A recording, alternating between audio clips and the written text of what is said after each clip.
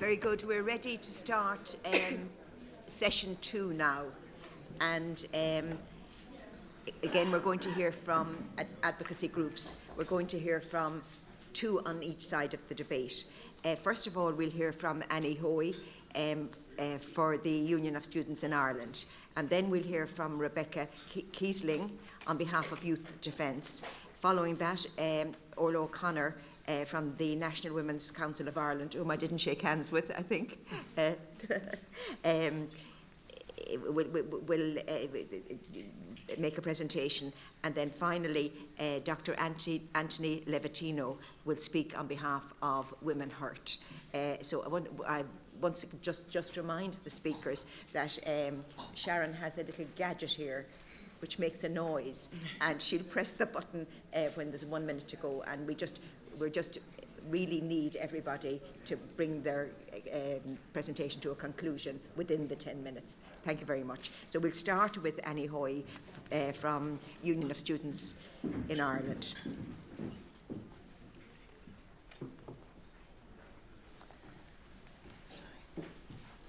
So my name is Annie Hoey. I am the President of the Union of Students in Ireland. The Union of Students in Ireland is a confederate organisation. We are made up of over 30 students' unions across the island of Ireland, Northern Ireland and the Republic, and we represent over 354,000 students. Just a quick caveat. While we're here today to talk about the 8th Amendment and the Irish Constitution, the impact of restrictive abortion legislation affects our members in both the Republic of Ireland and Northern Ireland. In both jurisdictions, you can only access abortion and adequate reproductive health care if you have the money to do so. And we believe this makes this a class issue and one that impacts people differently depending on their socioeconomic background or their available supports. It is clearly the vulnerable, many of whom are students, who are trapped by existing laws and would benefit most by the choice created by a full repeal of the 8th Amendment and expansion of abortion laws, both in the Republic of Ireland and in Northern Ireland.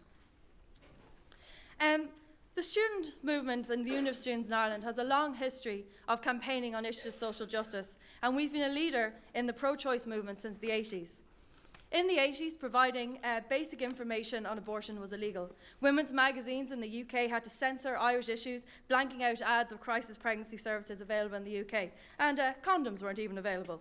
Students' unions provided information to students considering abortion, helping them to understand the options available to them and putting them in touch with whoever could help them with whatever option they chose. At a time when it was illegal to distribute information on the availability of abortion services in the UK, USI, together with Trinity College Students' Union and University College Dublin Students' Union, took the decision to provide information to women experiencing crisis pregnancies in spite of the law. A case was taken against USI by SPUC, the Society of Protection of the Unborn Children, to prevent us from distributing this information. And while we lost the case, the actions paved the way for the Regulation of Information Services Outside the State Termination of Pregnancies Act in 1995. We're also active nationally in the campaign which ultimately led to the 13th and 14th Amendments, enshrining in the Constitution the right to travel abroad to avail of termination services available legally outside of Ireland. So just on that, every time the public has been given an option to have their say on abortion services and legislation, we have slowly been moving towards being less restrictive and providing more options for women. In the intervening years, USI, we've kept providing the information, and interestingly enough, in the 90s when we provided that information on abortion services, we were the criminals. We were criminalised for giving that information.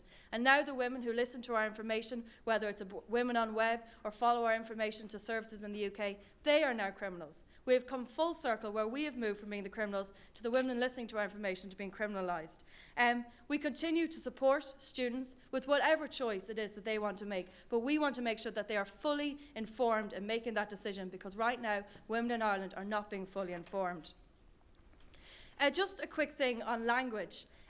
We recognise that not everyone who needs to access abortion services identifies as a woman, and we support abortion for everyone, wherever they are that need it, be they cis, trans, non-binary or gender fluid, and we work very closely with TENI, the Transgender Equality Network Ireland, on this.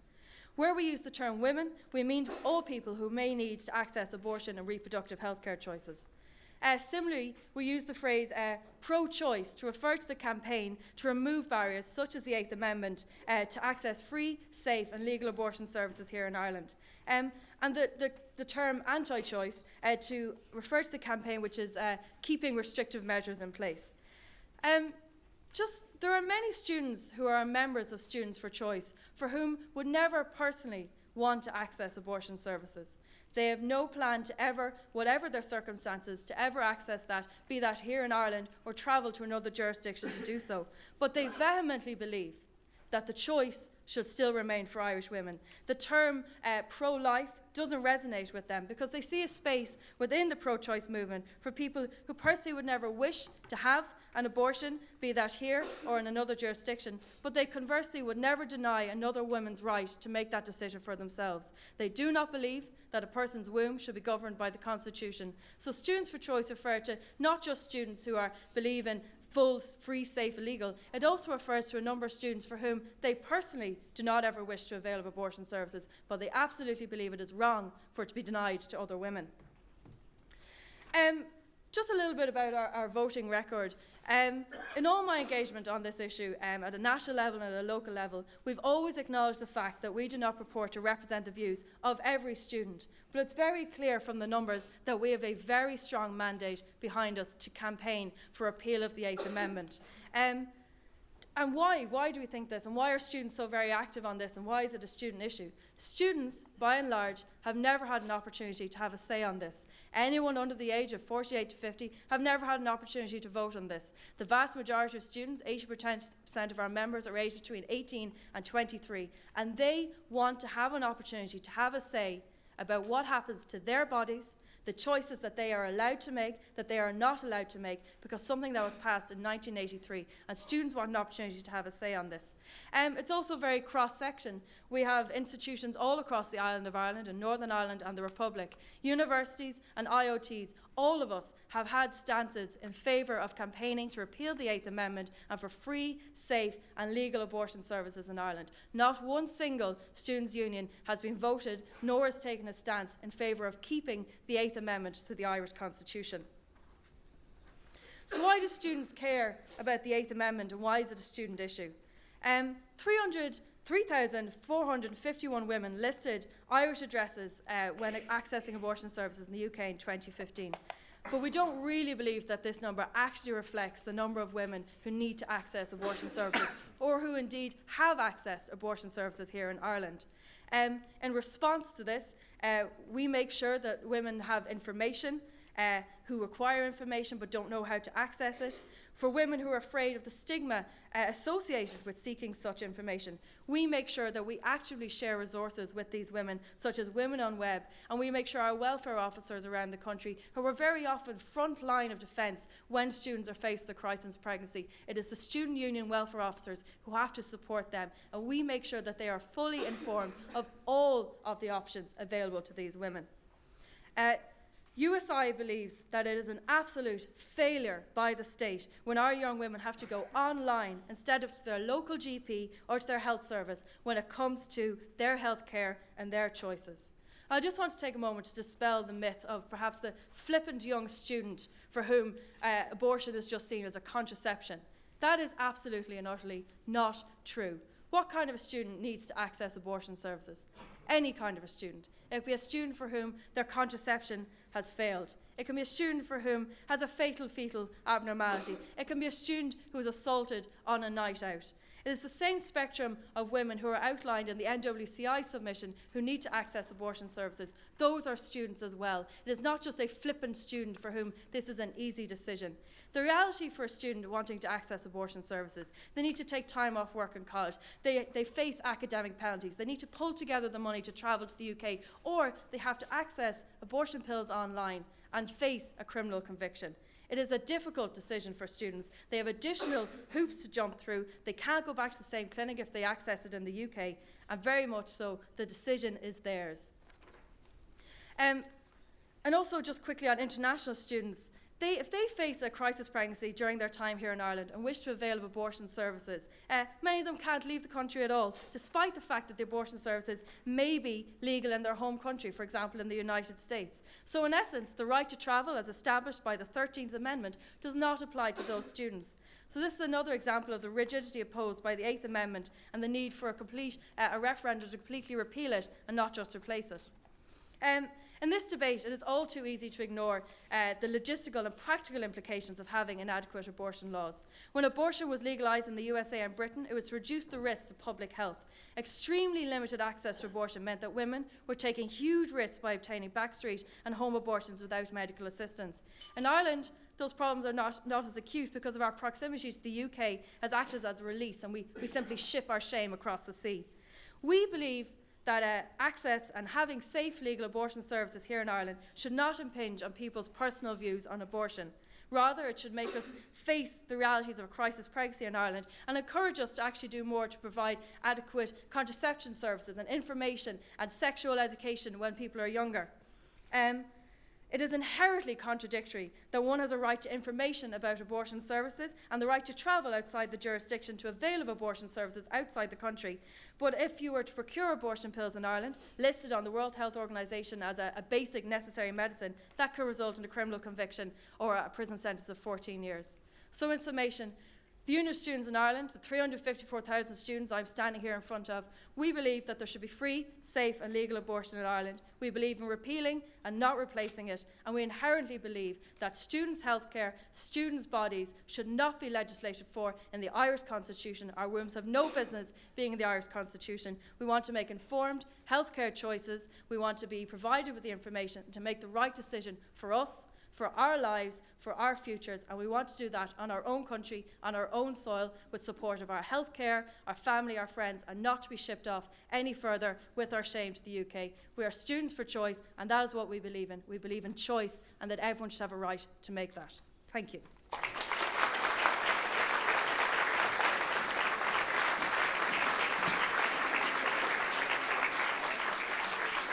Thank you very much, Annie. And now we'll hear from Rebecca Kiesling on behalf of Youth Defence. And Rebecca, I think, has travelled from the United States to talk to us. So we're very grateful. Well, I'm very glad to be here today for several reasons. I mean, first of all, I'm glad to have the opportunity to address the Assembly, but I'm glad to be alive. I'm glad that I was protected and that I have a life to live to even be able to travel here to speak to you. I am the founder and president of a global organization called Save the One.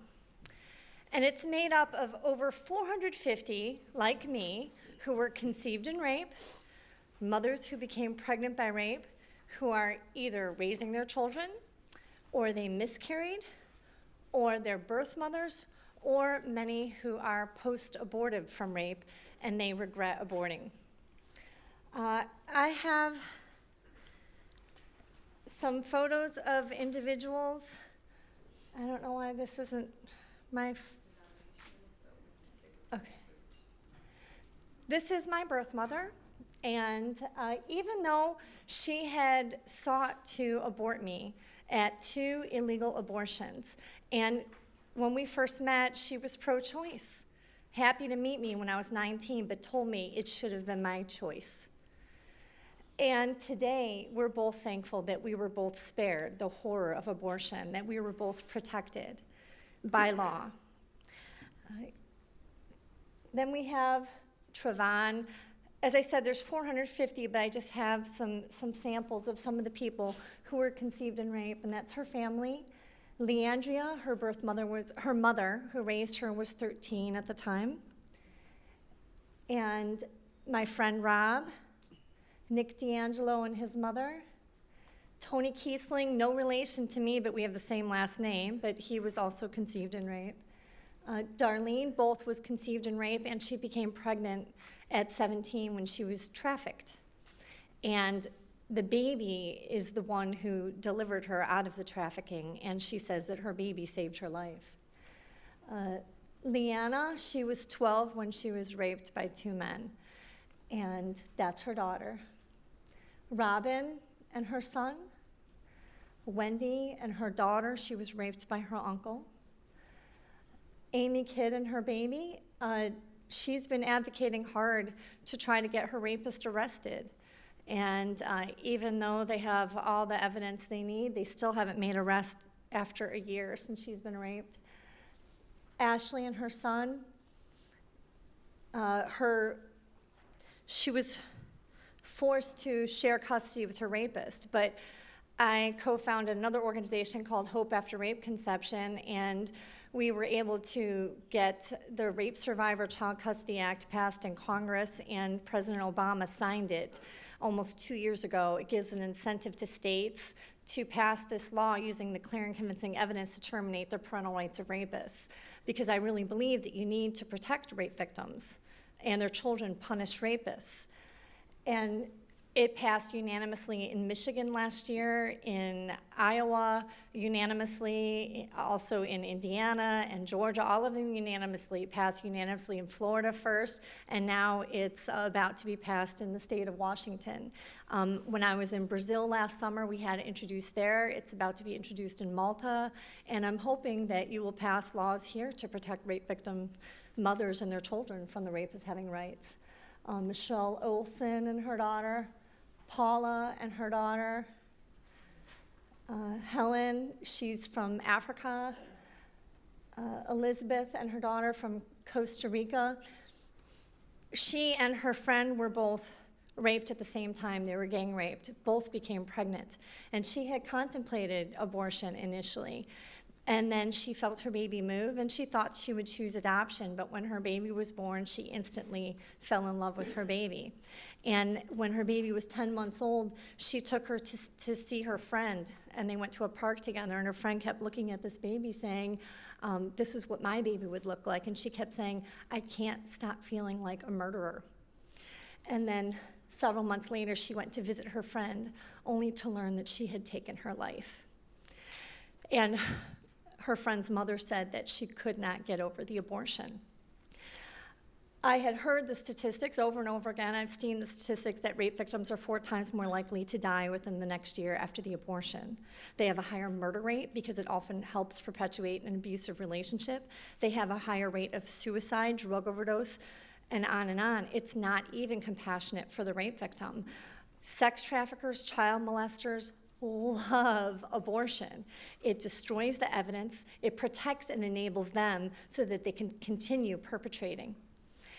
But to hear a real story of someone who actually lost their life, it was so moving, and her life mattered, and she deserved to have been protected from the horror of abortion. Women need real help, not abortion. Women, they don't have abortions flippantly. Women aren't having abortions because they hate babies. Every abortion is fear-driven. And I think that we as a society have failed women when we failed to meet their actual needs and to address those fears and to help them with all of these concerns that they have. Hear the reasons why and then meet their needs. Oh, and then this is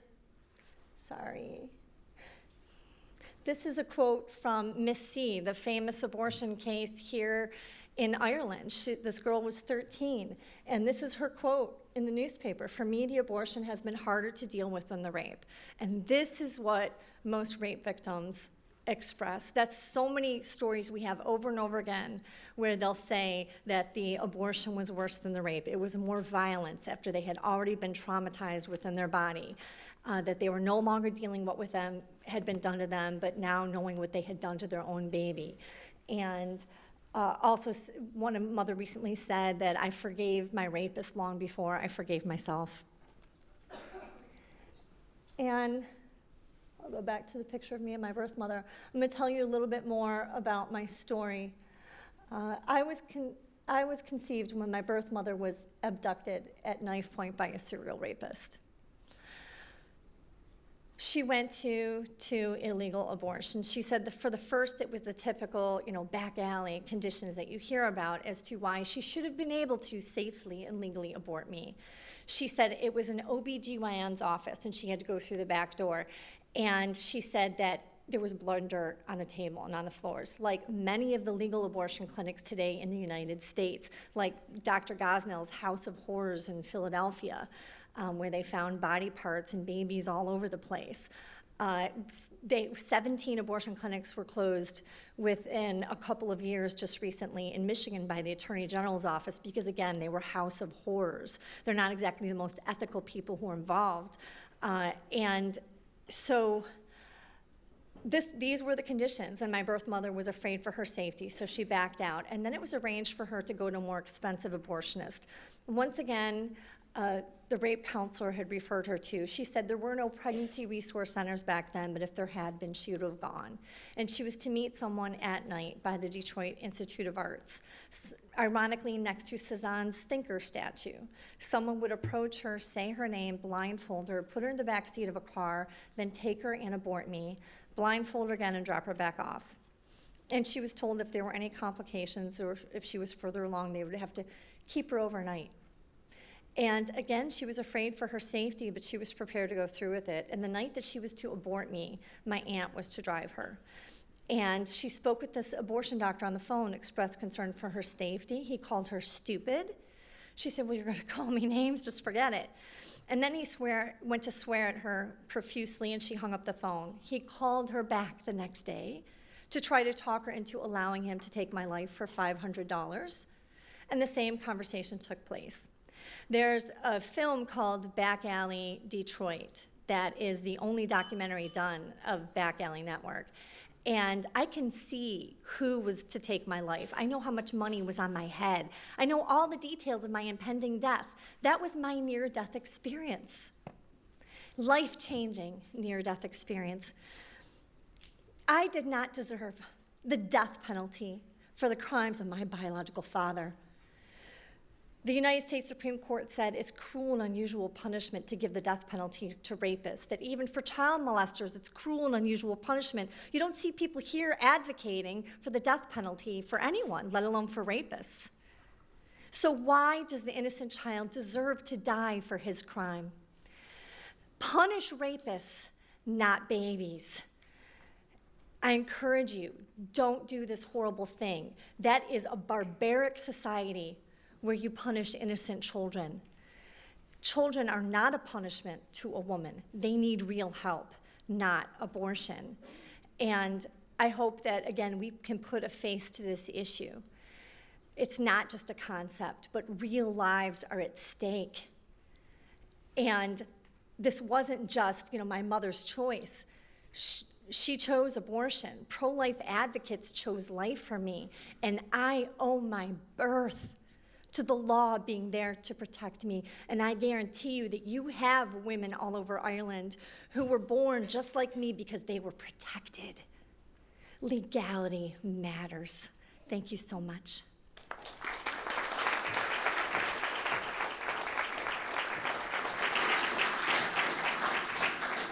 Thank you very much, Rebecca. We now have Orla O'Connor from the National Women's Council of Ireland.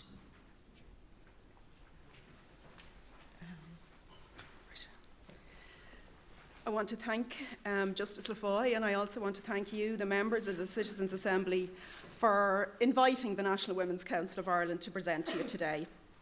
Just move it on. I'm really aware from being here on previous weekends the thoroughness which you are approaching the work of deliberating on the Eighth Amendment.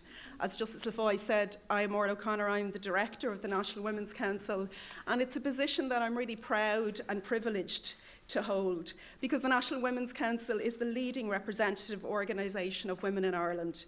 And since 1973, we have over 180 member groups and a growing individual membership from all over the country.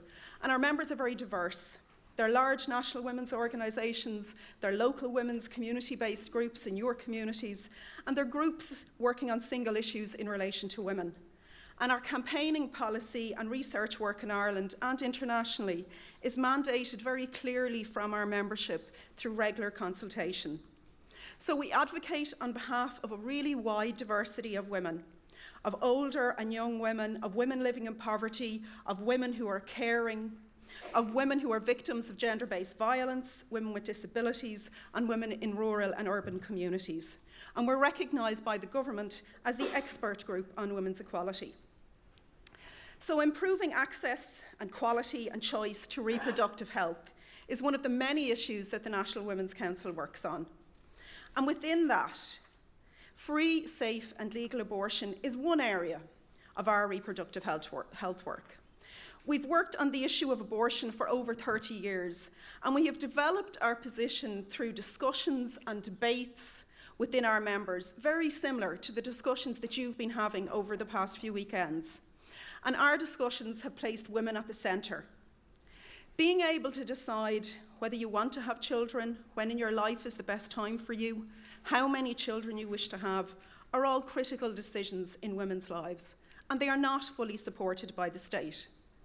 And that's why the National Women's Council has campaigned for access to contraception for women in the 80s, why we continue to work daily to improve women's experiences of maternity services and other health services. It's why we've campaigned successfully for paid maternity leave and also for father's leave, for paternity leave, and why we're now campaigning for affordable childcare and for supports for women who care full-time in the home. So it's in recognition of the integral importance of women's reproductive freedom that our membership came to vote in 2009 for the National Women's Council to support free, safe and legal abortion as a choice in pregnancy. And our position is rooted in an analysis of gender equality and in analysis of women's human rights and of social inclusion. Our role in NWCI is to give voice to the experiences of women in Ireland who remain largely voiceless in this debate due to the stigma that surrounds abortion in Ireland and to support women's access to reproductive health services. And in coming to this position in the National Women's Council, I have listened and participated in many discussions on abortion in Ireland. And I really do understand the complexity of the issue and of how women's and men's views change in different circumstances as different things affect their lives. I've heard women speak of how vulnerable they feel when they enter Ireland's maternity services and realise that they have no longer control over their own health and well-being, that their doctors, unlike in any other health situation, can be prevented from putting their well-being first. And I've heard women, as you have yesterday, women who have talked for the first time of how they felt about having to travel to access abortion, how they cannot talk to families and friends about the experience because of the stigma, and how they also feel that they might be judged. And in the stories that we heard yesterday, we've heard, all of us in this room, about women talking about feelings of fear, shame, secrecy, and isolation. And it's that shame and stigma that is reminiscent of a different Ireland and of one in which the Eighth Amendment is rooted in. It is an Ireland in which women were incarcerated in workhouses for bearing children out of wedlock or leaving abusive husbands, in which contraceptives could only be dispensed by a pharmacist on the presentation of a valid prescription, and in which divorce and homosexuality were illegal, but marital rape was not. It reflects a society which just didn't trust women to make choices about their own lives. And this is what the Eighth Amendment reflects. And it is not in Ireland that I believe that the majority of people want for ourselves and for our children. And the reality is that Ireland has changed significantly. The Eighth Amendment doesn't work. Women in Ireland are having abortions, whether they're travelling abroad or more recently ordering abortion pills online. But what the Eighth Amendment clearly does is surround women with shame and stigma and removes from them the support of the people who love them, who care for them, and it disempowers women for making choices in relation to their bodies and in relation to their lives. And we've also heard from medical professionals that it restricts them for providing the best care for women in pregnancy. Our constitution should espouse the democratic and human rights values of our society and not seek to place restrictions on the choices of women in pregnancy. Almost all European countries have no constitutional provision dealing with this issue, but yet have very detailed legislation in relation to regulating access to abortion.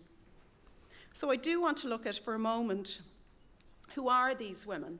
Because women who have abortions are continually stereotyped as being irresponsible young women who are making indiscriminate decisions. But this is not the case. Almost half the women from Ireland accessing abortions in the UK are over 30. The majority of women having abortions already have children. So we must understand the variety of reasons women have abortions. A woman making the decision to terminate may be 32 years of age, parenting alone and struggling to make ends meet. Or she may be 42 and married and have two or three children, but not wanting to go through a high-risk pregnancy. She may be a young woman. She may be in direct provision awaiting her asylum status. And the important point here is that stereotypes cause us to make wrong policy and legislative decisions. Whereas in reality, women's lives, as all of our lives in this room, we don't fit neatly into boxes. A situation I feel is important to raise with you today as you go forward in terms of looking to solutions is one in which you addressed in detail at your last meeting, and that was of a woman becoming pregnant as a result of rape.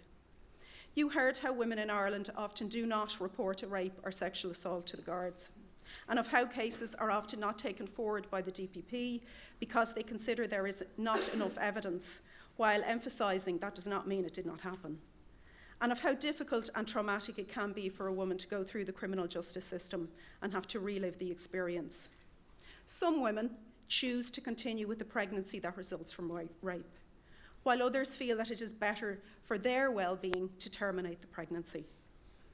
And in Ireland, we must treat women, all of these women, with the utmost care and compassion. We very much believe in the National Women's Council that it is important that we don't introduce laws that will require women to prove they were raped in order to access a healthcare service such as abortion. We firmly believe that any legislation would not be workable. So, let's look to the solutions. And I'll just bring you to here. Ireland is currently an outlier in Europe and throughout the world in that we have yet to legislate in a manner that recognises the needs of women when it comes to abortion services. The World Health Organization and the evidence from it demonstrates that revising restrictive abortion laws does not increase the numbers of abortion. Changing Ireland's abortion laws so that women who currently have to travel for services could in the future access those services in Ireland will not change the number of abortions. In proposing a new way forward, we can reimagine how we wish to treat women in pregnancy, and we can legislate to provide women with the choice of treatment and supports they need near their homes, near their friends, near their family, and in the care of medical professions who will be able to follow through on any subsequent treatment that they need. In almost every other European country, women are legally allowed to access abortion in early pregnancy when they request it. And it is increasingly clear that this really does reflect best practice. Once women have made the decision to terminate a pregnancy, both women and medical professions wish to act quickly. And it is within an on-request model that you can ensure women in the most vulnerable situations, like you have heard, like I have mentioned in terms of rape, can make their healthcare decisions in dignity and in safety. So from all of our discussions, I just wanted to go to the last one. From all of our discussions in the National Women's Council of Ireland, what we believe is that we must provide for early medical abortion on request, and that is the way to respond to the needs of women, to remove the trauma, stigma, shame, and the burdens from the current system. It is also necessary to remove criminal sanctions against women and medical professions, because this would provide for access to abortion to women in particularly vulnerable positions in a manner that protects their dignity, privacy, and bodily autonomy. Where a wanted pregnancy becomes a crisis pregnancy by becoming a risk to her health or due to a diagnosis of fatal fetal anomaly, provisions should be made for later term abortions. I want to thank you. I'm finished. I want to thank you, and I look forward to your questions, and my colleague Eilish Nicahnia will be joining me for that. Thank you.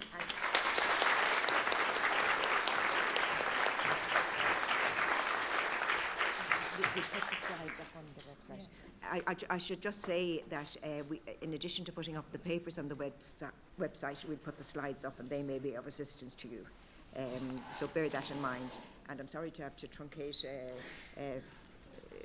Orla, but I have to obey the rules myself. And now we'll move on to our fourth group in this particular session. And it's Women Hurt, and Dr. Anthony Levatino is going to speak on behalf of Women Hurt.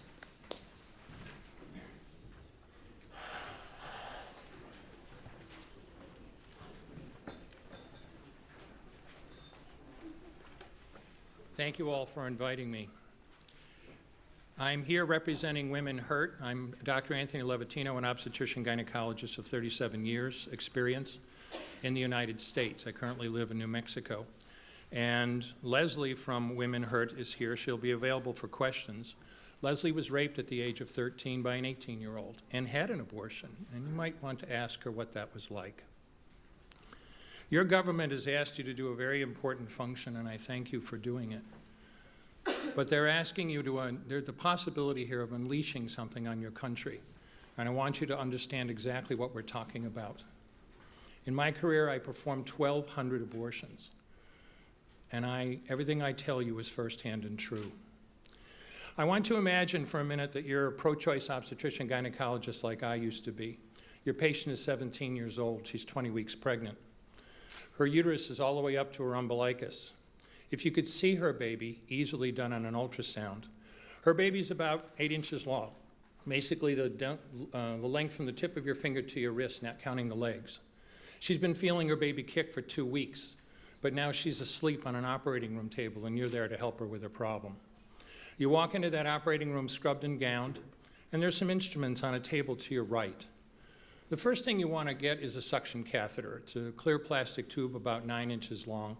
And picture yourself, if you could, putting that tube up through the cervix into the uterus, and instruct your circulating nurse to turn on the suction. What you'll see is pale yellow fluid running through the tubing into the machine. That was the amniotic fluid that was there to protect the baby.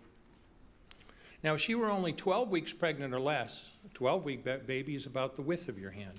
You could pretty much do the entire abortion with that one instrument.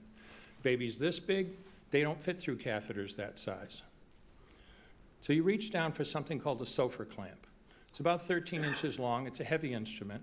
And the business end is 2.5 inches long and a half-inch wide with rows of sharp teeth.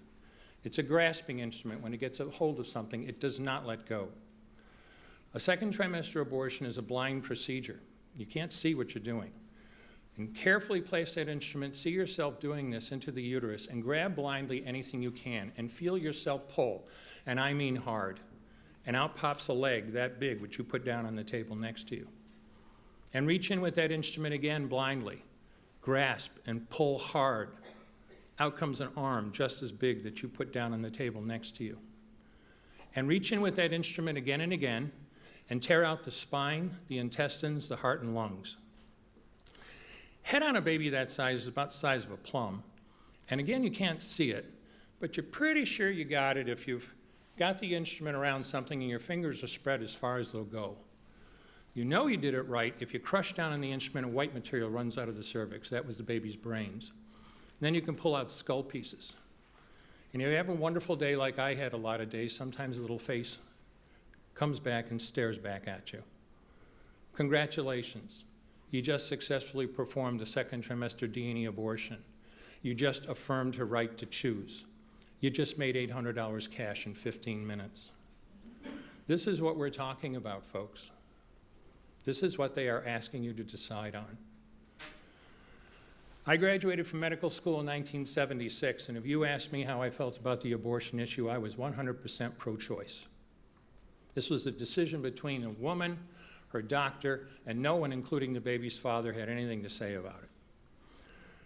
Now, a lot of people identify themselves as pro-life or pro-choice, but when you're a gynecologist and you say you're pro-choice, that means you're going to learn how to actually do abortions, and I did as part of my training, both first and second trimester.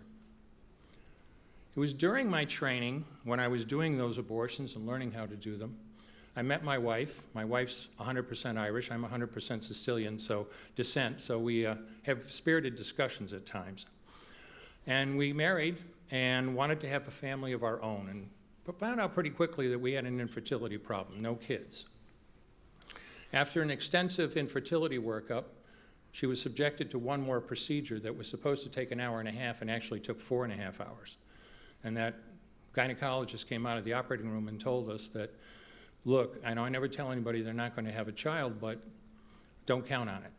We were devastated. But we were very fortunate and very blessed, and we were able to adopt a little girl that we named Heather. I mean, since my kids were doomed to an Italian last name, they were certainly going to get Irish first names. And as sometimes happens, after years of trying and years of frustration trying to adopt a child, we were successful. And then my wife became pregnant the very next month, and our son Sean was born just 10 months after Heather had been adopted. Great, I have a millionaire's family. This is fantastic. I have a boy and a girl. I had started having some doubts about abortion when we were trying to adopt. I'm not stupid. I know that's why there's so few children to adopt. But now I have a family of my own, and any doubts I had about doing abortion simply evaporated, and I went back to business as usual. I went into private practice, and I wasn't running an abortion clinic. It was a routine OB-GYN office like most women in this room have been to. Abortion was only a small piece of our practice. But in the early 80s, when I joined another practitioner in New York, we were both practiced abortionists. And we were looking for, people in the abortion industry were looking for a better method of second trimester abortion. We were doing a type of abortion called a saline. That's not done anymore, but it's extremely difficult on patients, difficult on staff, very expensive, very dangerous. And D&E abortions were developed. And we saw an opportunity, and we trained ourselves to do these late-term abortions. We got referrals from other physicians. And as I said, over 4 years, I performed 1,200 abortions. Life was good until June 23rd, 1984. Heather was exactly 2 months away from her 6th birthday. Sean was just a few days away from his 5th birthday. It was a Saturday, a beautiful day in Albany, New York, where we lived. I was on call, but it wasn't too busy. We took the children to an amusement park that afternoon, had dinner together. And our kids were playing in the backyard when we had guests come to the house for cake and coffee. At 7:25 that night, we heard the screech of brakes out in front of our house. Our daughter Heather had been hit by a car. She was a mess. I'm a doctor. I'm supposed to be able to save people's lives. My wife was an intensive care nurse. This was our job. But it made no difference, and she died in our arms in the back of an ambulance that night. Now, if you have children, you may have some idea of what that might feel like. If you haven't been through this yourself, you have no clue. I hope you never find out. And I don't know how long it was after Heather's death that I did my first abortion, but I ripped out an arm or a leg, and I just stared at it in the clamp, and I got sick. I finished the abortion. You know, you can't stop an abortion. And I didn't talk about stacking body parts to say something shocking or gross. When you do an abortion, you have to keep inventory. You have to make sure you get 2 arms, 2 legs, and all the pieces, because if you don't, your patient's going to come back infected, bleeding, or worse. So I finished it. And for the first time in my career, I really looked at that pile of goo on the side of the table. And all of a sudden, I didn't see her wonderful right to choose, and I didn't see what a great doctor I was helping with her problem, and I didn't even see the $800 cash she just made in 15 minutes. All I could see was somebody's son or daughter. You often hear about how abortion is absolutely necessary to help preserve the lives of your mothers.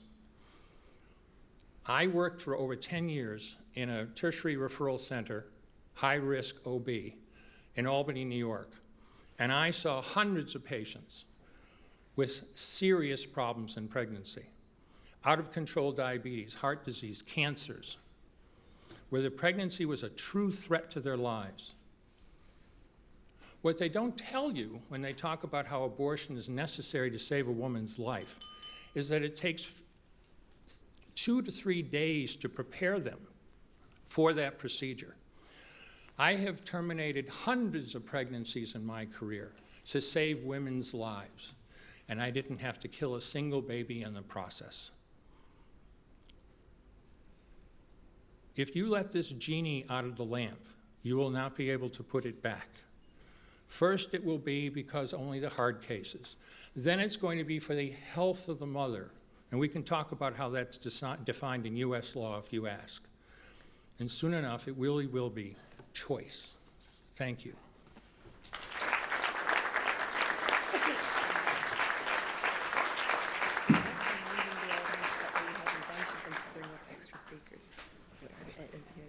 Oh, yes, yes, I know, yeah. Thank you very much, Dr. Levatino. I think we're going to be joined by some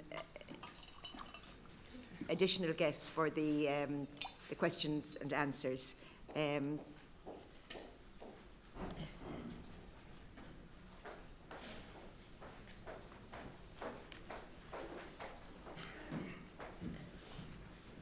It's worth Yeah, saying that yeah. in all cases, organisations were asked during the Q&A, I don't know if this is on, in all cases, organisations were asked during the Q&A if they'd like to bring an additional representative, so that, that invitation was extended to every group. Yes. And we have here, I understand, we have Sheena Cahill, yes, for the USI. And then we have Ida Nikwahuna for Youth Defence, isn't that right? Yeah. Yes, yeah. And for Women Hurt, Leslie McAskey. Is that right? Yeah. Yes. And then for the National Women Council of Ireland, we have Eilish Cahnia. Thank you very much. So the same rules apply as applied on the last occasion. And just indicate which of the speakers you're directing your question to, if that is the case. And the facilitators just give us a verbatim record of what your member wrote down. So we'll start.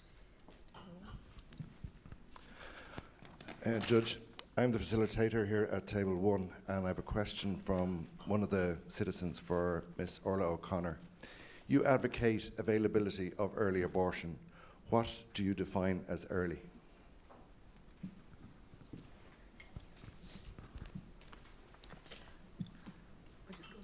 Okay.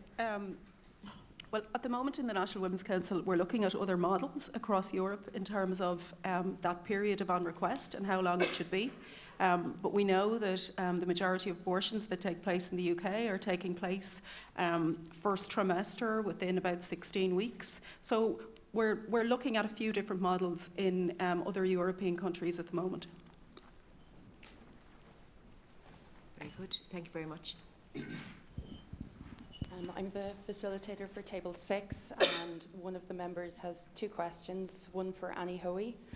Well, we'll just take the first one and we'll come back to you, just in the interests of equality. Overwhelmingly, the students you represent have voted in favour of repealing the 8th. What is your understanding of what repealing the 8th means? Example, is it considered to de facto allow access to abortion on demand?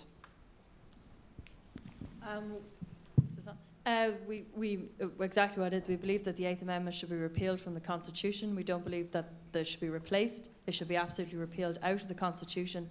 Then what happens after the referendum is put, and if people vote in favour of repeal of the 8th Amendment, that it's up to legislators, medics and professionals in the area to actually define what happens after that. We believe in free, safe, legal access to abortion, that people shouldn't be shipped off in order to access it. But after the referendum is passed, the 8th Amendment is removed, it should be up to the legislators and the medics to make the decisions as to what happens and how that's legislated for. Thank you very much. I am the facilitator for Table 5. A question arises from one of the members for Orla O'Connor. Do you see any problem with the following, with following the likes of Denmark, whereby they are actively pursuing what appears to be a eugenics policy?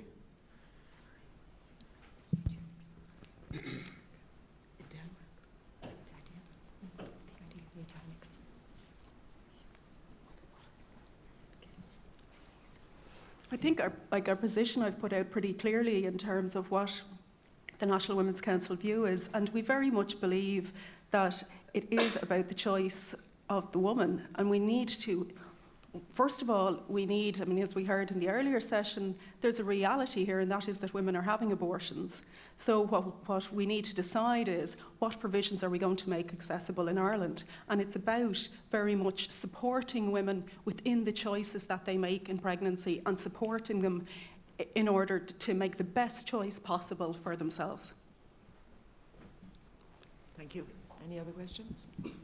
Sorry, David on Table 12. This is to Dr. Levatino and Ms. Keisling. I'd like to commend the two of you on your speech. Very passionate, very thought-provoking. But you could say that, like for Dr. Levatino to describe graphically the process of an abortion, which is still, both of you, for your individual cases that you would be against, like for Ms. Kiesling, that, you know, that your mother decided not to have an abortion, so that, you know, that you're here, and all the people that you referred to in your slideshow, the choice was made that not to have the abortion, kids were born, and, you know, everybody was happy with their life. And with you, Dr. Levatino, that with the unfortunate circumstances of your daughter being killed, to making you realise and open your eyes to what you were actually doing in your abortion clinic. With those two personal experiences that you have to form your opinion on being against abortion, would you not still say that the choice being made by women that have the abortion, a lot of them would be aware of the reality of keeping a baby from a rape, or the reality of how horrific the actual abortion process can be, yet they still choose to go and do it? So would it not be fair to say that rather than ignore the fact that it's illegal in this country, so therefore it's not going to happen, it will still happen, regardless of your passionate opinions and your passionate arguments? Do you not still think that ultimately there should be a case in Ireland that we can not cater for it in a process, but you don't cater for it in support services and all that, rather than just, oh, well, it's illegal here, and ignore it, it becomes a hidden statistic gone abroad? Thank you very much. Dr. Thank you. Levatino would... Thank you for your question. You're asking about a very fundamental principle of choice. Freedom of choice, the ability and the power to make decisions for yourself are so fundamental to both of our ways of life. They really are. But there are two things that happen with that. One, the way it's talked about, freedom of choice, especially in this context, is talked about like they're forgetting something. There are good choices and bad choices. Everyone in this room knows that. And they are also absolutely correct when they say that if you leave Amendment 8 in place, there will still be abortions. They are correct about that. That is absolutely true. But you know something? There are people in your country who consumed all kinds of serious narcotics, both legal and illegal. I don't see the Irish government suggesting that they pass a law that makes illegal narcotics legal because some people choose it. A pregnant woman in your country cannot drive 200 kilometers per hour up one of your highways. Why not? It's your choice. She cannot produce, consume, or sell methamphetamine. Why not? Her body, her choice. Just saying that something's a choice doesn't mean it's right. Everyone in this room knows it. We've all made good and bad choices. Thank you very much. Would you like to add to that, Rebecca? Yes, I would like to answer that as well. I ask people to finish the sentence when they talk about that they support a right for a woman to choose. Like, choose what? And you're talking about, if they say, oh, to terminate a pregnancy, well, sort of like Dr. Levatino pointed out, are you talking about the ones with the live babies or the dead babies? Because I prematurely terminated 3 pregnancies, and my daughters are all quite healthy. But you're talking about the right to prematurely terminate pregnancies with the dead babies, the right to kill, the right to end a life, a beating heart. And some people would say, oh, but that wouldn't have been you. Well, you know, how many of you have ultrasound photos of your babies in your baby books at home? I do. You know, what do you tell your children? You tell them that was you when you were in mommy's belly, and people understand that. But when it comes to this issue of abortion, all of a sudden people say, well, I don't know what that is, or that wouldn't have been you.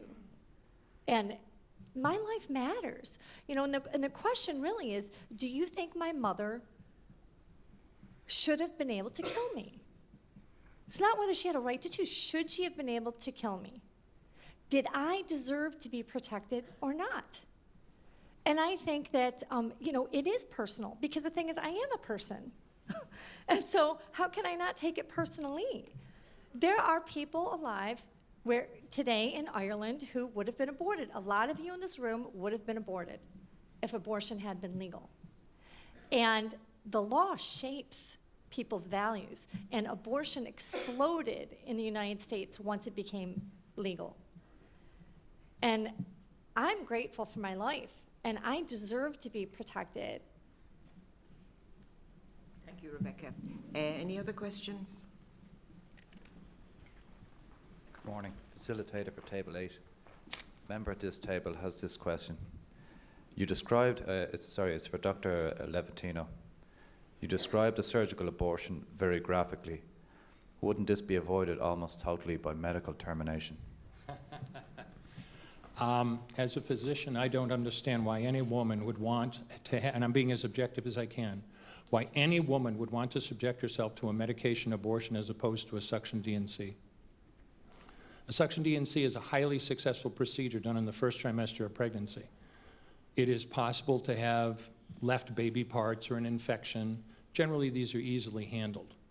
A medication abortion involves taking Mifeprex or RU-486.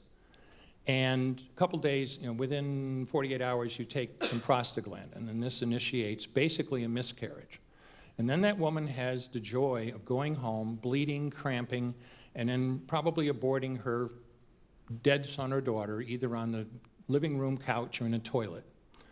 And the real problem with it is, despite its expense, there's two other problems with it, but one is the expense, but another one is the procedure fails upwards of 10% plus, 10% or more each time it's tried.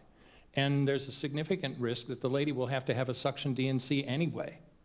So it's not a simple pop the pill and then the baby just disappears. It just doesn't happen. And there's another serious problem with medication abortions, and you have to rely on the practitioners who practice it. When I do a surgical D&C, when I do even a first trimester abortion, that tissue, that baby, is sent down to a pathology lab, and I get a report that assures me that, yes, there are fetal parts here, you did it right. And if I get a report, and I've had this several times, well, we got tissue here but no fetal parts, now I've got to worry that she has an ectopic pregnancy, that it's sitting in her tube, and that can be fatal.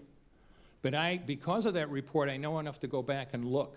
When a woman is handed some pills and she miscarries at home, you can miss an ectopic pregnancy very, very easily. And unless they're doing ultrasounds ahead of time to be sure that she doesn't have an ectopic pregnancy, you can end up with a dead mom. It has happened several times.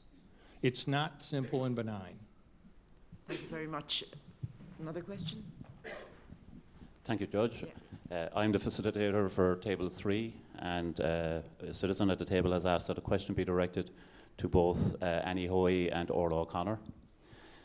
How do you respond to Dr. Levatino when he describes dramatic practices from 30 years ago compared to the safe 21st century services you envisage for Irish women at home in Ireland? Thank you.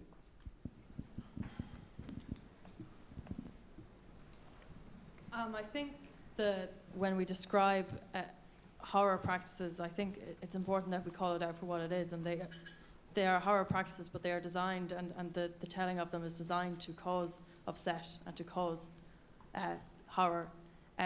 Abortions happen every day across the world. Safe abortions happen every day across the world.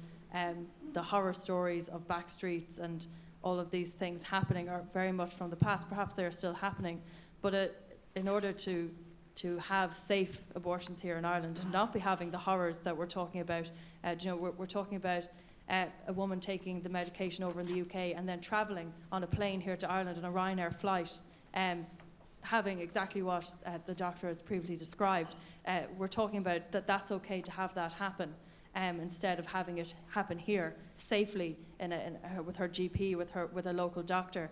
I think describing these things is an attempt to frighten people, an attempt to cause upset, a visceral upset, which was very visible across the room, and I'm not entirely sure that they are reflective of what would happen if we had safe, early trimester, early as possible, but late as necessary abortions here in Ireland, and I think it's important to call them out for what they are.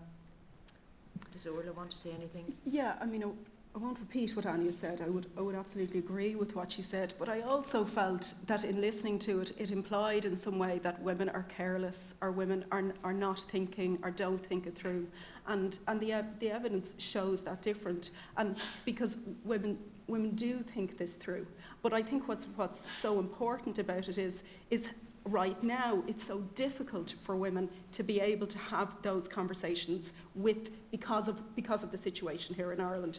And if the services were provided here, we would remove that, and we would be able to provide both the supports before and after, because I think the after supports are critical and they're not there. Thank you very much. May I respond? Oh, yes, I think that's fair, Dr. Levatino, but briefly, if you wouldn't mind. Is the distinguished representative from Union of Students suggesting that I was providing something other than a safe and legal abortion? Of course not. Very good. Thank you very much. Another question.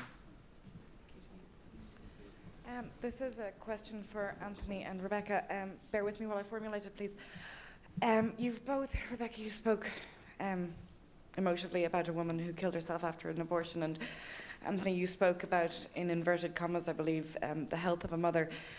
There are documented cases where women, we've heard this morning about women whose mental health is critically affected by abortion, or in other cases where women's physical health is, not by abortion, by pregnancy. And other cases similar to Sabita Halappanavar, and there are more, it's just the one that's in my mind today, where their health is seriously at risk for a continued pregnancy. How do you address those concerns? I mean, there are times when women's mental health, they are driven to suicidal thoughts and suicidal ideation. There are times when women are slowly miscarrying and are being exposed to sepsis, and at what point do you honestly think that is there no point where you see it as fit to intervene? You know, we should care about suicide amongst women when it's associated with pregnancy. I mean, this is something we need to take a hard look at. And when you look at the statistics, Dr. David Reardon from the Elliott Institute has done extensive research, and he cites all the studies done on this. The only study done on the issue of rape shows that she's 4 times more likely to die within the next year after the abortion, and they do have a higher suicide rate after the abortion. But the average woman now, the latest study, is 6 times more likely to die within the next year after the abortion. And so I appreciate that you care about that, because if you look at the numbers and you actually do the research, you will see that they are more likely to die within the next year. They have a higher murder rate, higher rate of suicide. And we need to have compassion for that. Rebecca, I'm sorry, I just wanted to just clarify that wasn't just in the case of pregnancies through rape, that's in the case of the mental health issues associated with all pregnancies. 6 times more likely, for all pregnancies, 6 times more likely to die within the next year. Dr. David Reardon, that's Reardon, Elliott Institute. The Elliott Institute, ELLIO, and I think it's TT. Institute. I'm sure. And there's a lot of research done on this, because it is something that we need to take a close look at. And Anthony, same question to yourself. I'm sorry? Have you seen the research on that? I have seen that research. I'm amazed. We talked today about postpartum depression, intrapartum and postpartum depression. These are absolutely common problems. It is a part of the pregnancy process for many patients. But I must have missed something in 25 years in obstetrics. I had lots of patients who were depressed and treated. I had lots of patients with postpartum depression, sometimes very severe, and treated. But I must have missed it, because I never lost a single patient to a suicide after birth. So I understand the problem, but do you really have to kill a child to do that? And even the research aside, think. Do you honestly think that a woman who's already depressed is going to feel better after she killed her son or daughter? I think Annie wants to make an observation on that. No, I just want to call your attention to page 2 of our research. There's a link to a study, McBride, Morgan and McKee, Irish Contraception Crisis Pregnancy Study 2010, which acknowledges that while crisis pregnancy can be very distressing for the individual involved, they have not found in this particular study any evidence to support the claim that abortion causes mental health issues or further ideations towards suicide immediately following abortion. So I would encourage you to also please read that study and to follow up on that research. That's Irish research done on Irish soil, so please do have a look at that. Yes, I'd like that, yes. Yeah, sorry. Just because you mentioned sepsis in pregnancy and in particular the cases of Vita Alpanaver, I'm not sure if this has been discussed already in the room. Sorry if it has, and I'm repeating the issue. But just in relation to that, it's been clarified in several different state inquiries that Savita's death was due to sepsis, not due to the Eighth Amendment, not due to any legal restrictions whatsoever, and that it was all down to medical mismanagement. That there was a series of mishaps. There was 13 different incidences where the medical staff should have intervened and they were all missed. And that was due to an understaffed and overworked staff in the hospital. It was absolutely nothing to do with our laws. The Eighth Amendment did not restrict her care. She should, yes, she should have been given a termination. Her pregnancy should have been terminated. It would have been terminated with absolutely no interference from any law or from the Medical Council guidelines. It would have been terminated if there had not been human error in the case. So just to clarify that her death actually had nothing to do with the law at the time. And that is the findings of several state inquiries. That's not a personal belief. I think Orla wants to have a word on that. Yes, it's just in relation to the statistic that was mentioned around women who've experienced rape being more likely to commit suicide after abortion. I think it is really important to say, I mean, from an Irish, a European context, I would be very familiar with research in relation to sexual violence. I would have to question that that statistic. There certainly is a lot of research done, very little in Ireland, but across Europe, in relation to women who've experienced rape and connection with mental health, connection with depression, but not in relation to as a result of abortion. So I want to question that. Yeah. All right. And does Leslie want to say something? I would just like to say, as somebody who has been raped at the age of 13 by an 18-year-old boy and had Christian parents who took me to Liverpool to have an abortion 44 years ago, the 37 years intervening years between the age of 13 when I had to go back to school and say nothing about anything, that I am one of those statistics. I'm one of those people who suffered for 37 years. And I could just say today, in my heart of hearts, abortion is not good health care for women. The abortion wasn't it caused my trauma, my post-abortion trauma. It wasn't the rape. It wasn't the travel to England. I've never really thought about that again. The perpetrator was never brought to justice. I feel like I was persecuted, and I did suffer for 37 years, and I did have suicidal thoughts. I was depressed. I went to see psychiatrists, psychologists, counsellors, and for that 37 years I was prescribed antidepressants. I was prescribed Roach, which is Valium, which I got addicted to by the age of 15. I was in and out of unhealthy relationships, and I couldn't form bonds. I couldn't grieve friends and family that had died because I'd never grieved the death of my son Michael. Then fast forward 37 years, and I did get to go through an 8-week program which was called Surrendering the Secret, and it was the biggest secret I'd ever kept for 37 years, and I got the opportunity to go through that, and it's only because of that today I'm here today to speak to you publicly about my experience. But I would just say that, let me put it to you, if you find out that you had been conceived in rape, and you didn't know until today, you go home today and somebody tells you, oh, you were conceived in rape, would you think any less of yourself? Would you think any less of your mother or your father or a friend, your best friend, who told you, oh yeah, I was conceived in rape?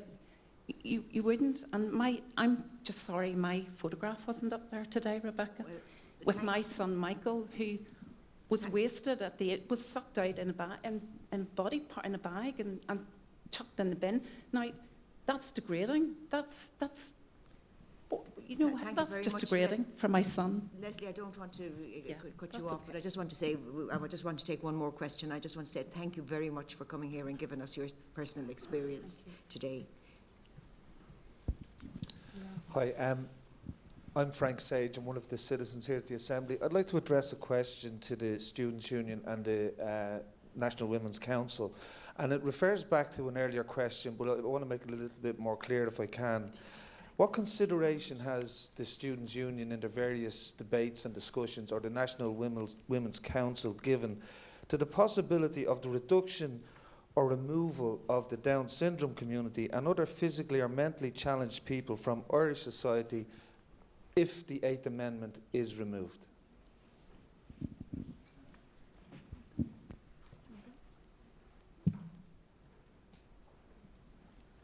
We obviously it comes up in discussion, it comes up in debate. I think we also need to look at the status of where we're at in the history of Ireland. We have a very caring and loving community, and when we discuss this and we debate this, it does come up, and it still comes down to a person's right to choose what is right for them. I believe that there needs to be so much more done in Ireland about information about how to care for people, information about the full life that someone can live regardless of disability or anything like that. And I think that's a responsibility of the state to ensure that the mother is fully informed about the support services that's available to her, so that she can make an informed decision that if she wishes to go ahead with that pregnancy, that all through that pregnancy and afterwards, that there will be support available to her, there'll be information available to her, that the state won't abandon her as soon as the pregnancy is completed, that she will have the support, but that she's informed at the beginning of that pregnancy, and if that diagnosis does happen,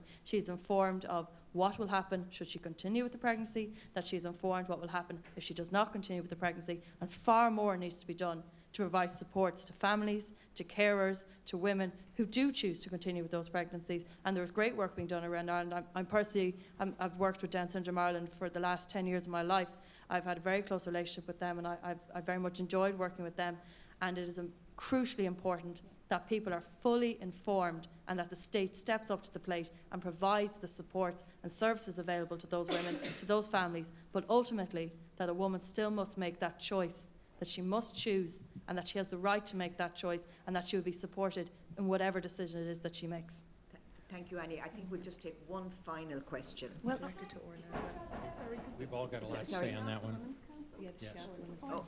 Orla, all right. Yeah, Eilísh is going to. Yeah, I'm going to take that. Yeah, thanks for your question.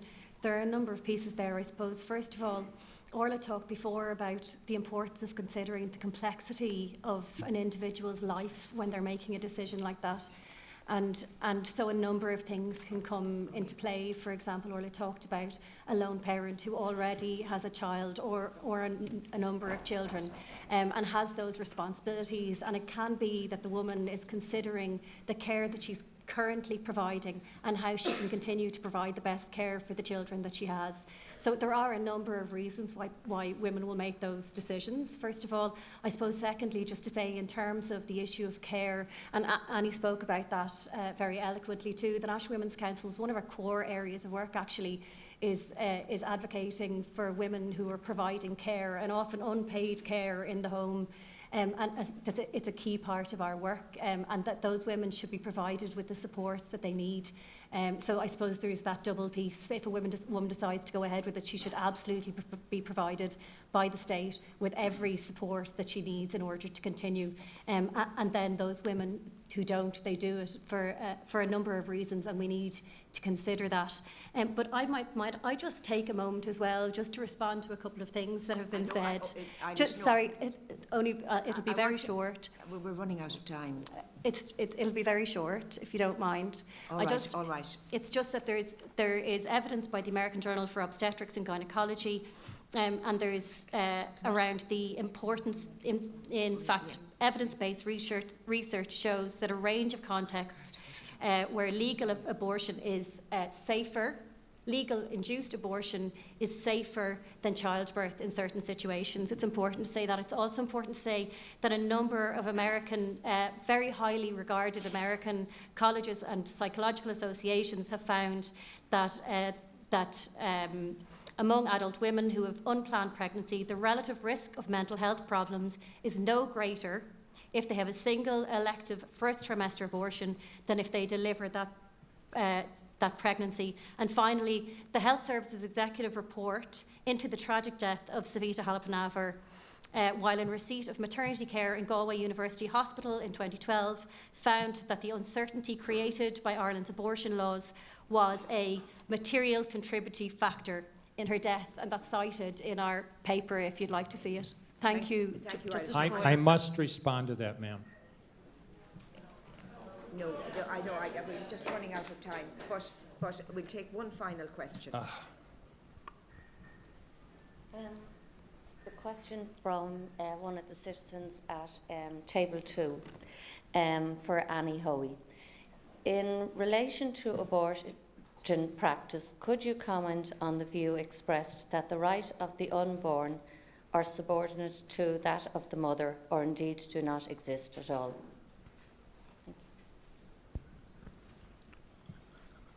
I think, well, currently that's obviously not and I don't think that at any point anyone is advocating for one over the other, but if you give international human rights law, international best practice, international human rights law, the right of the mother and the right of the person who is carrying that pregnancy is the ultimate right. They have the right. That is recognised in international law, that is recognised, there is no international human rights legislation which recognises the right of the unborn to supersede the right of the mother, to supersede the right of the person carrying that pregnancy. And what we have is a bizarre anomaly in our Irish Constitution which does not tally up with international law, does not tally up with international human rights law. It creates confusion, it creates situations where we have people on life supports and doctors not knowing what to do, situations in Galway which caused confusion, which ended in the result of the death of a woman. We are not aligned with international human rights law. The right of the person who is carrying that pregnancy, the person who is alive, should be the ultimate right. Their rights in international human rights law, the unborn is not recognised in that, and I'm sure Amnesty Ireland will be elaborating on that a little bit further later on. Okay, thank you very much. I think we have to bring this session to an end now. I want to thank all of the speakers and all of the guests who joined to answer the questions, and I want to also thank all of the groups. And I want to emphasise again that the papers for the presentations will be online later in the day, but the submissions we got originally, which are well worth consulting, are online, and in particular I'm addressing the members now. I think you should have regard to them. Thank you very much.